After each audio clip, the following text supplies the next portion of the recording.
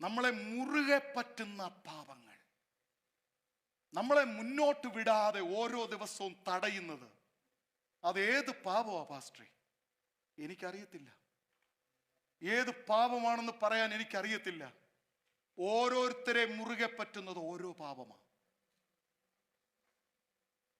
ഒരു ലോഡ് കണക്കിന് സിഗരറ്റ് ഇവിടെ കൊണ്ടുവച്ചാലും എനിക്ക് ടെംപ്ടേഷൻ ഉണ്ടാകത്തില്ല. പക്ഷെ ഐസ്ക്രീം കൊണ്ടുവച്ചാൽ എനിക്ക് ടെംപ്ടേഷൻ ഉണ്ടാകും. കാരണം അതെൻ്റെ ഒരു വീക്ക്നെസ്സാണ്. നമ്മുടെ വീക്ക്നെസ് എവിടാന്ന് നമ്മൾ കണ്ടുപിടിക്കണം.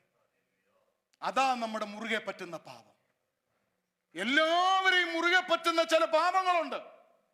അബ്രഹാമിനെ മുറുകെ പറ്റിയ പാപമല്ല ഇസഹാക്കിനെ മുറുകെ പറ്റിയത്.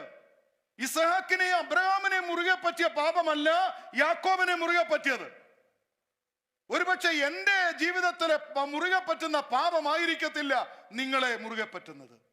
ദ സിൻ ദാറ്റ് ബിസെറ്റിംഗ്, നമ്മളെ എപ്പോഴും ഇങ്ങനെ അലട്ടിക്കൊണ്ടിരിക്കുന്ന, നമ്മൾ ട്രൈ ചെയ്തിട്ടും നമ്മളെ വിടാത്ത, നമ്മൾ വിട്ടിട്ടും നമ്മളെ വിടാത്ത ചില പാപങ്ങൾ നമ്മുടെ ആത്മീക ജീവിതത്തിൽ നമ്മളെ തകർക്കുന്നുണ്ട്.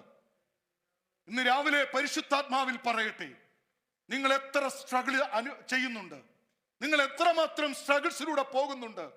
പാസ്റ്ററെ, എനിക്ക് ആഗ്രഹമുണ്ട്, ഞാൻ ആഗ്രഹിക്കുക, ഞാൻ എന്നും പ്രാർത്ഥിക്കും, പക്ഷേ എനിക്ക് മുന്നേറാൻ പറ്റുന്നില്ല. ചില മുറുകെ പറ്റുന്ന പാപങ്ങൾ. ഇതാരാ ഇതിന്റെ പിന്നിൽ?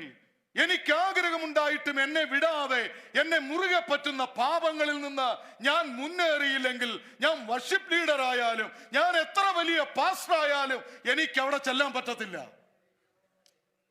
എനിക്ക് ആളുകളെ കളിപ്പിച്ച് കുറച്ചു നാൾ ജീവിക്കാം, ആത്മീകനായിട്ട് അഭിനയിക്കാം, പക്ഷെ എനിക്ക് ക്രിസ്തുവിന്റെ അടുത്ത് ചെല്ലണമെങ്കിൽ സകല ഭാരങ്ങളും മുറുകെ പറ്റുന്ന പാപങ്ങളും വിട്ടേ മതിയാകത്തുള്ളൂ.